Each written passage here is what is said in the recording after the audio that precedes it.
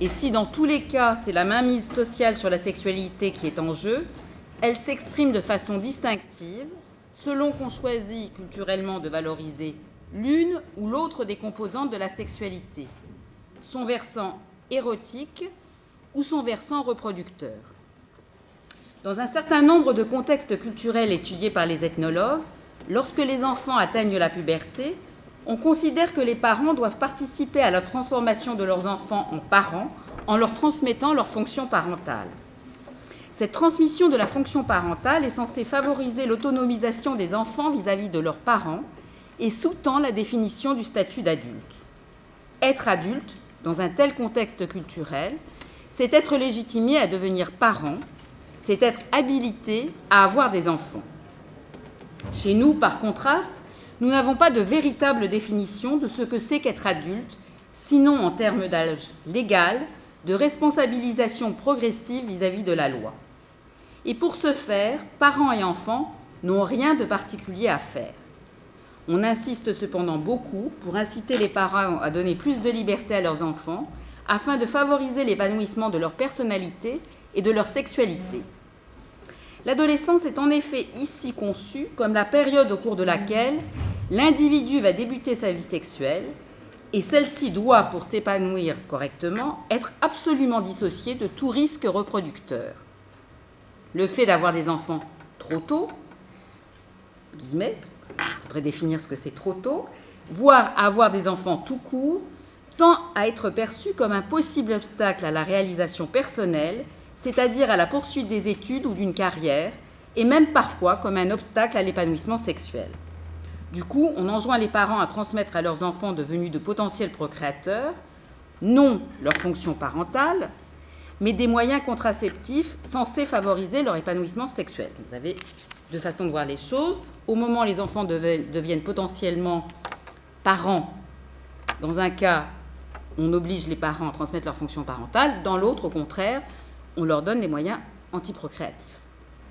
Nous avons donc affaire à des perspectives culturelles fort différentes sur ce à quoi renvoie le passage de l'enfance à l'âge adulte. Mais bien que cela ne soit intuitivement pas évident, transmettre la fonction parentale ou des moyens anticonceptionnels sont bien deux modalités alternatives de favoriser l'autonomisation des enfants vis-à-vis de leurs parents. Pour que vous puissiez me suivre sur ce chemin, il me faut revenir à des généralités sur les relations entre parents et enfants. Dans toute société, les relations qui ont été d'emblée intimes, les relations entre parents et enfants et entre frères et sœurs, doivent devenir plus distanciées. Parallèlement à cette prise de distance avec les premiers intimes, d'autres types de relations avec des individus qui étaient au départ des étrangers, tels que les amis ou les futurs petits-amis, sont censés devenir plus intimes.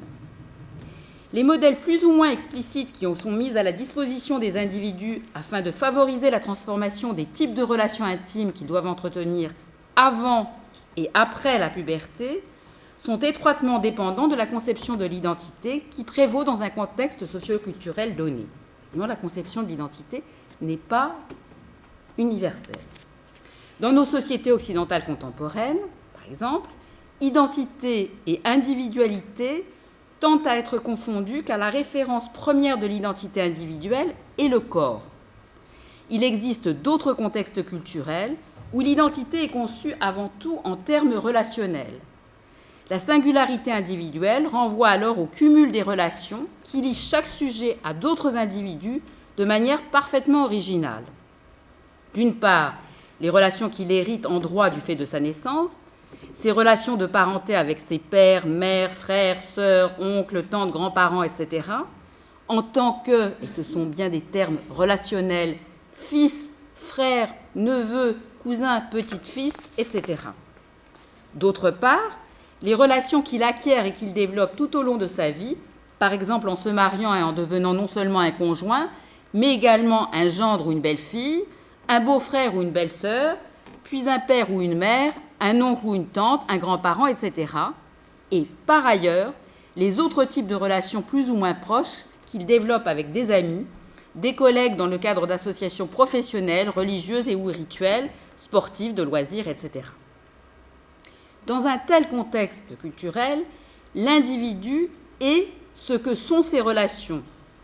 Plus exactement, ces relations reflètent ce qu'il est. Et celles-ci, ces relations, contrairement aux stéréotypes concernant les sociétés dites traditionnelles ou primitives, ne sont jamais prédéterminées. Chaque sujet est responsable du réseau interpersonnel qu'il se constitue au cours de sa vie, à partir d'un capital relationnel qui lui revient de faire fructifier, mais également à partir de ses compétences propres à gérer les opportunités qui lui sont données.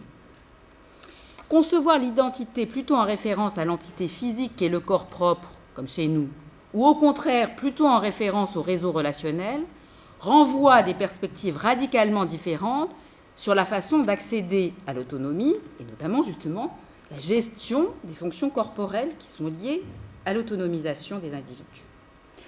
Dans les contextes culturels où l'identité individuelle est avant tout conçue en termes relationnels, la transformation physique qui entoure la puberté va être le point d'appui à partir duquel la société va intervenir pour transformer les relations de l'individu. Les rites d'initiation sont l'un des cadres au sein desquels sont effectuées ces transformations relationnelles. Lorsqu'ils font intervenir des opérations physiques, scarification, circoncision, etc., celles-ci servent avant tout à transformer le corps tel qu'il a été engendré par la mère. Les initiateurs, en modifiant le corps des novices au travers de toutes sortes d'épreuves, sont censés les rendre aptes à développer des relations intimes avec d'autres que ceux avec qui ils ont partagé jusque-là leur intimité. Je prendrai pour exemple les rites d'initiation traditionnels d'un groupe aborigène australien, les Aranda, rites sur lesquels j'ai travaillé. Pour des questions de temps, je ne considérais que les rites d'initiation masculines. Je les raccourcirai beaucoup. La première étape consistait à assigner à chaque bébé garçon, alors là, il faut que vous écoutiez, c'est pas logique d'un point de vue occidental, donc chaque bébé garçon lui assignait une belle-mère ayant à peu près son âge. Donc vous avez un bébé garçon à qui on assigne une belle-mère. Je sais qu'il est généralement difficile à des non-ethnologues de comprendre ce dont il est question, puisqu'une belle-mère, de notre point de vue, est la mère de la femme qu'un homme épouse. Et de ce point de vue-là, le statut de belle-mère découle du choix du conjoint. Chez les Aranda, un bébé-fille était désigné comme belle-mère avant même que le garçon soit en âge d'avoir des relations sexuelles et des enfants. Assigner une belle-mère à un bébé garçon permettait d'insister sur le fait que ce garçon, pour l'instant encore essentiellement dépendant de sa mère, était destiné ultérieurement à assumer un rôle de conjoint et de père. Et vous avez une catégorie qui renvoie à l'alliance matrimoniale. Mais en fait, cette assignation d'une belle-mère bébé à un bébé garçon n'obligeait absolument en rien le garçon devenu grand à épouser la fille de cette femme, d'autant plus qu'elle pouvait ne pas avoir de fille, qu'elle pouvait être morte, etc. L'idée, c'est de définir une catégorie de femmes qui ultérieurement jouerait un rôle de belle-mère rituelle au moment des cérémonies de circoncision du jeune homme qui aurait lieu donc à la puberté. Donc l'idée, c'est de superposer à la relation mère-fils, considérée comme chez les Aranda, ça s'appelait une seule et même chose, le couple mère-fils. Donc il faut absolument médiatiser cette relation d'emblée dès la naissance au travers d'une relation d'alliance qui est superposée à la relation consanguine au sens propre mère-fils. Cette attribution d'une belle-mère rituelle à un gendre potentiel, lorsque les deux individus sont encore bébés, est décidée par des initiés masculins, les pères des deux enfants, qui superposent, comme je l'ai dit, à la relation mère-fils, un autre type de relation homme-femme, beaucoup plus distancié, d'une part parce que la belle-mère n'a pas mis au monde son gendre, ne l'allaitera pas, et aussi parce qu'elle n'entretiendra jamais de relation intime avec lui. En effet, chez les aborigènes australiens, un gendre doit toujours conserver une distance physique avec sa ou ses belles-mères. La cérémonie d'attribution de la belle-mère, bien que décidée par les pères des enfants, est accomplie par leurs mères respectives dans le campement féminin. Chacune tient l'enfant de l'autre dans ses bras et frotte son corps de graisse et d'ocre rouge, marque de quelque chose de cérémoniel qui est en train de se passer. Puis une boucle de cheveux coupée sur la tête de la fille est offerte au garçon, initiant le fait que lorsqu'ils seront grands, la fille devra lui faire régulièrement don de ses cheveux. Il s'en servira pour tresser des ceintures de cheveux, dont il pourra faire don à d'autres initiés ou à des amis. les cheveux permettent de nouer d'autres types de relations. Les cheveux de la belle-mère participent donc à l'enrichissement de l'identité relationnelle de son gendre. Si la mère participe au façonnage du corps de son fils en le nourrissant, la belle-mère, pour sa part, donne les moyens à son gendre d'approvisionner son capital relationnel et donc de continuer à faire évoluer son identité. La deuxième étape de l'initiation masculine s'appelait le lancement vers le ciel. Les hommes adultes regroupaient quelques garçons ayant entre 8 et 12 ans et les lançaient vers le ciel en les frappant lorsqu'ils retombaient. À la suite de ce rite collectif, les garçons devaient partir vivre seuls en petits groupes et subvenir à leurs propres besoins alimentaires en cuisinant eux-mêmes le produit de leur chasse. Ils pouvaient dormir dans le campement masculin avec les hommes, mais n'étaient plus autorisés à dormir avec les femmes et les enfants, entre 8 et 12 ans. La troisième étape de l'initiation masculine renvoie aux cérémonies qui entourent la circoncision. Vers l'âge de 13-15 ans, chaque garçon était circoncis individuellement. Le jour qui ouvrait les cérémonies précédant la circoncision, la mère du garçon allumait 2 bâtons à feu qui servaient autrefois à allumer les feux de campement puisque les aborigènes étaient des chasseurs-cueilleurs. La mère gardait un bâton à feu allumé pour elle et tendait l'autre à la belle-mère du novice qui le transmettait à son tour au garçon. Mère et fils devaient prendre garde à ce que leurs bâtons respectifs ne s'éteignent pas jusqu'à la cicatrisation de la blessure de circoncision, sous peine qu'ils ne meurent l'un et l'autre. À la suite du réengendrement symbolique du garçon par un homme initié devant l'ensemble des hommes et des femmes, la circoncision était pratiquée en présence des seuls hommes. Peu de temps après avoir été circoncis, le novice subissait 2 autres opérations physiques. La morsure de la tête, qui était censée favoriser la pousse des cheveux, avec lesquels des ceintures, objets d'échange entre initiés, entre beaux-frères, étaient tressés. On favorisait ainsi l'établissement de nouvelles relations intimes entre le jeune homme et d'autres personnes n'appartenant pas à sa première unité familiale. Enfin, dernière épreuve physique au décours de la circoncision, la subincision consistait à fendre la face inférieure du pénis du novice, de telle sorte que l'urètre soit ouvert sur plusieurs centimètres. Ce n'est qu'après avoir subi cette intervention censée ouvrir le sexe à sa fonction sexuelle et reproductrice que l'initié était autorisé à avoir des relations sexuelles et à se marier. Jusqu'à la circoncision, le lien qui unit un fils à sa mère est métaphoriquement représenté par leur double symbolique, les bâtons à feu. L'extinction de l'un entraînerait leur mort à tous deux. La circoncision opère une coupure radicale entre eux. Ce qui arrive à l'un ne retentira plus obligatoirement sur l'autre. Le fils peut dorénavant établir sans risque de nouvelles relations intimes en dehors de son premier cercle familial. Tout au long de ces étapes initiatiques, le novice devait remercier ses initiateurs en leur fournissant du gibier qu'il avait lui-même chassé. Jeune enfant, il était nourri par les adultes. Il a ensuite été poussé à apprendre à assurer sa subsistance indépendamment des mères.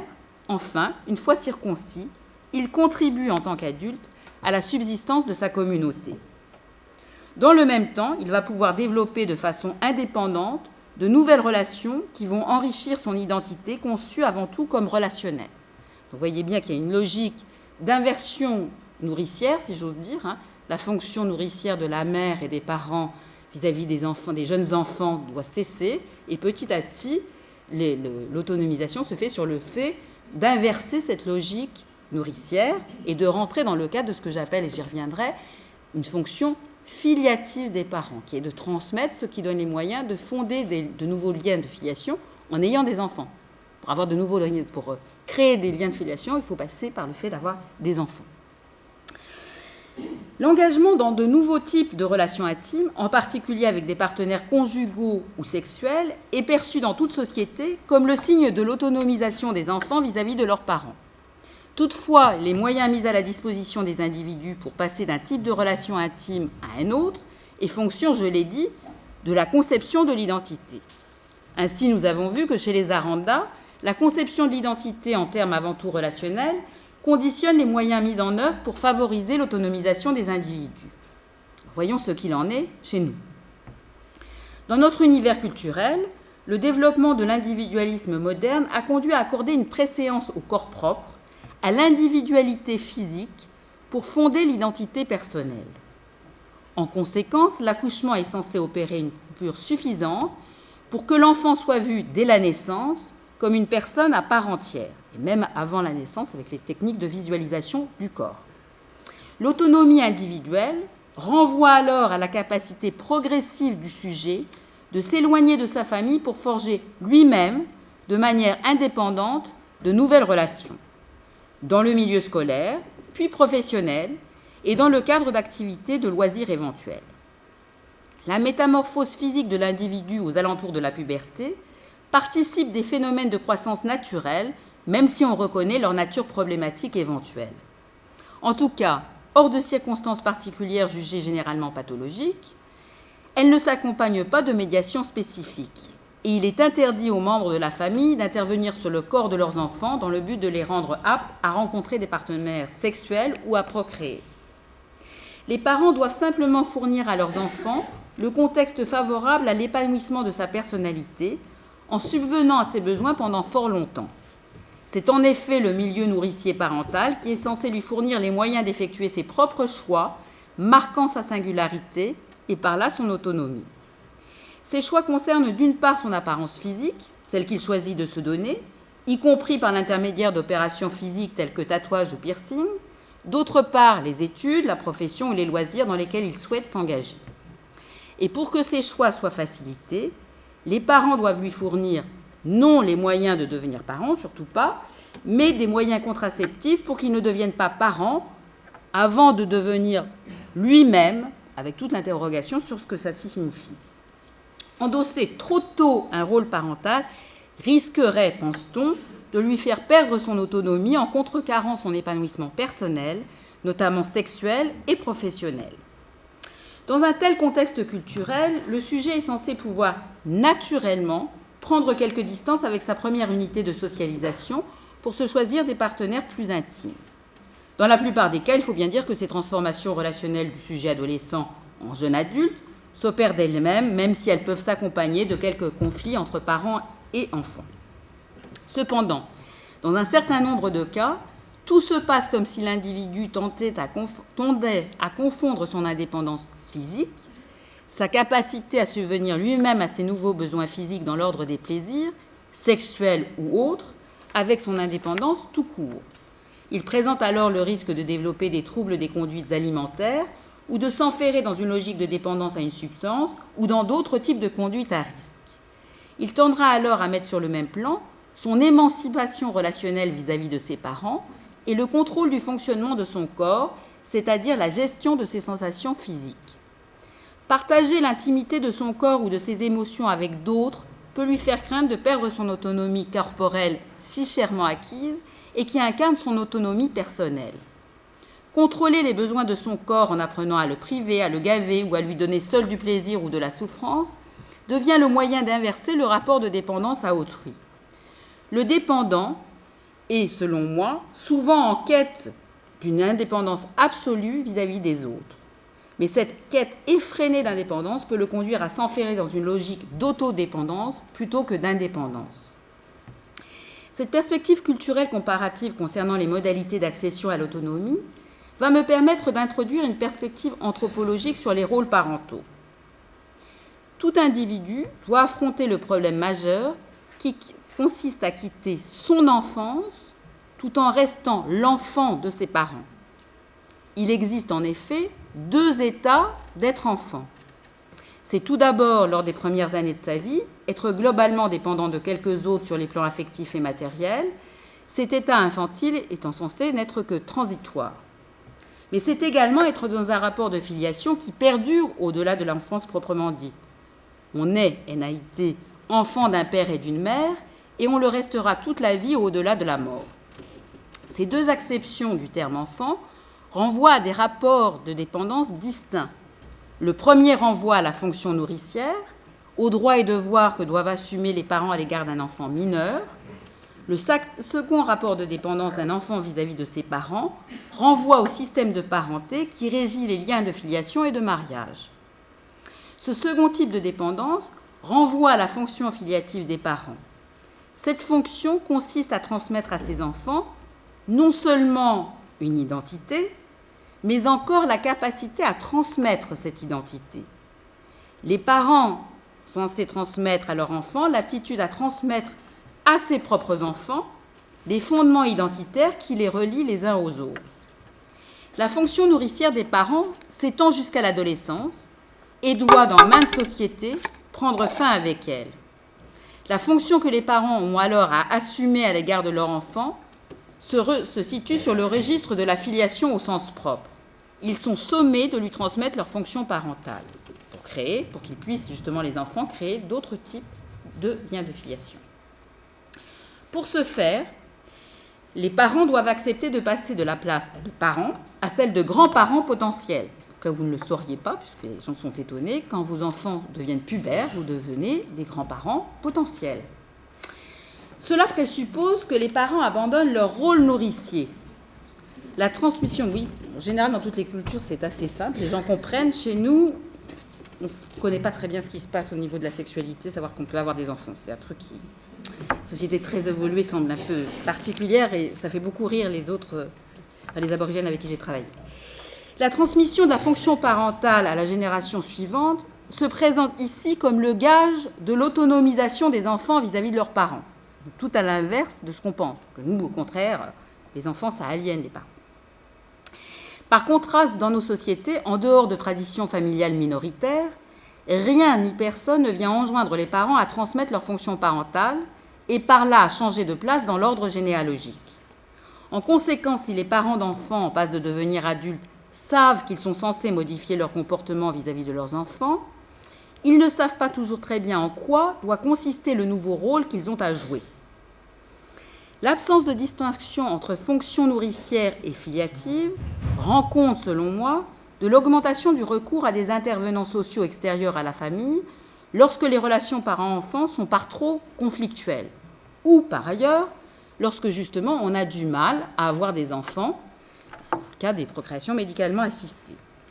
Et c'est là où les psys vont pouvoir jouer le rôle dévolu ailleurs, aussi surprenant qu'il y paraisse, à des belles-mères rituelles. La qualité